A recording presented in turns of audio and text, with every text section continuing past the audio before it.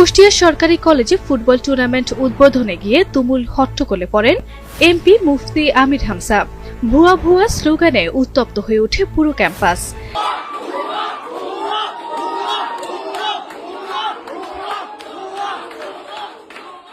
শিক্ষার্থীদের একদল মাঠে বসে বিক্ষোভ শুরু করলে পরিস্থিতি নিয়ন্ত্রণে আনে পুলিশ।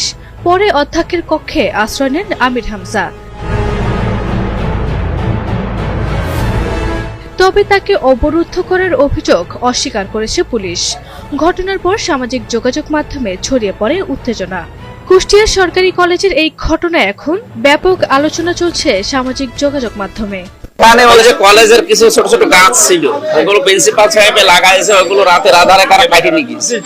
এইটা নিয়ে শিক্ষার্থীদের ভেতরে যে গাছ কাটলো কারা, এটা তদন্ত করবে। ওনারা অলরেডি কমিটি করেছে, এখন তদন্ত রিপোর্টটা দিই কারা কাটিছে। এই তদন্ত রিপোর্ট না হলে আমরা আজকে একটা খেলার অনুষ্ঠান ছিল, আমরা প্রধান অতিথি ছিলাম। আমার প্রিন্সিপাল সাহেব এবং কলেজ কর্তৃপক্ষ দাওয়াত দিয়েছে গত পরশুদিন। আজকে সেটা 10টা থেকে 12টা পর্যন্ত আমার থাকার কথা ছিল, 2 ঘন্টা আমি এখানে ছিলাম। এই অনুষ্ঠানে এসে হয়েছে কিছু গাছ কাটার, ওইটা নিয়ে একটু সাধারণ শিক্ষার্থীর প্রতিবাদ জানাচ্ছিল এই কারণে যে আপনার আমাদের এখানে সেন্ট্রাল খেলার মাঠ আছে, আর মুক্তমঞ্চের সামনে ছোট একটা মাঠ আছে। আমাদের যে একটা মানে পড়ে থাকা মাঠ, ওই মাঠটা সংস্কার হোক আমরাও চাই, কিন্তু ওখানে কিছু গাছ ছিল। আমাদের মানে শ্রদ্ধেয় শিক্ষকের ওখানে গাছ লাগে, গাছের বয়স 2 থেকে 3 বছর হয়ে গেছে। একটা 6 ফিট 8 ফিট লম্বা গাছ। খেলা নিয়ে এই মানে এরকম কথাবার্তা চলতে চলতে মানে এক পর্যায়ে কারা কাটছে এটা এখনো মানে পরিষ্কার হয়নি। আমরা কলেজ প্রশাসনের কাছে জানতে চাই যে কেন এই গাছগুলো কাটা হলো, এবং আমরা এরকম দাবি রেখেছিলাম যে আপনারা এগুলো তদন্ত করেন এবং গাছগুলোকে পুনর্রোপণ করা যেত না, কিংবা যে গাছগুলো লাগানো হয়েছে তার 3 গুণ গাছকে আমরা কলেজ ক্যাম্পাসে লাগাই দিই না। আমাদের শান্তিপূর্ণ মানববন্ধনের উদ্দেশ্য এগুলোই ছিল সাধারণ শিক্ষার্থীদের। আমরা পরে ইনভলভ হয়েছি।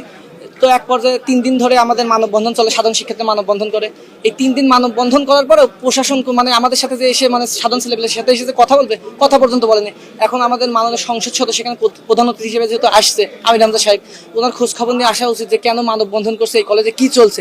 তিনি না খোঁজ খবর না নিয়ে তিনি সরাসরি এখানে চলে আসতে পারেন। ওনার দৃষ্টি আকর্ষণ করার জন্য মানববন্ধন সাধারণ শিক্ষার্থীরা করছে, এবং পরবর্তীতে আমরা যেহেতু ছাত্র সংগঠনের দায়িত্বে আছি, আমরা ছাত্র সংগঠনের নেতৃবৃন্দ ওখানে আমরা একত্রতা পোষণ করছি। এখন এমন অবস্থায় আমাদের দাবি ছিল একটা, যে আপনারা গাছ মানে যেই কেটেছে তার শাস্তিমূলক ব্যবস্থা করেন, গাছগুলো পুনর্রোপণ তো করা যেত, অথবা যেগুলো করছেন তার 3 গুণ লাগান। এবং শেষ পর্যায়ে মাননীয় মানে ছেলেপেলে স্লোগান দিচ্ছিল, উত্তেজিত হয়। স্লোগানের এক পর্যায়ে আমাদের মাননীয় সংসদ সদস্য কি বললেন যে আমি ছবি তুলে রাখছি, সবার লিস্ট করা হবে। এটা সবার লিস্ট করা হবে, এটা তো হাসিনা আমলের স্টাইল। আমাদের দুঃখ আমরা ওই জায়গায় পেয়েছি যে এই গাছগুলোর বয়স কিন্তু খুব বেশি না। কিছু গাছ 3 মাস আগে রোপণ করা হয়েছে, কিছু গাছ 2 বছর আগে রোপণ করা হয়েছে। সেগুলোকে কিন্তু পুনরোপণ করা যেত, কিন্তু প্রিন্সিপাল স্যারের বক্তব্য কে বা কারা রাতের আধারে এসে গাছগুলো কেটে সাবার করে লুকায় রাখছে। গাছের অবশিষ্ট অংশ আমাদের বিজ্ঞান ভবনের পেছনে স্তূপ করা আছে।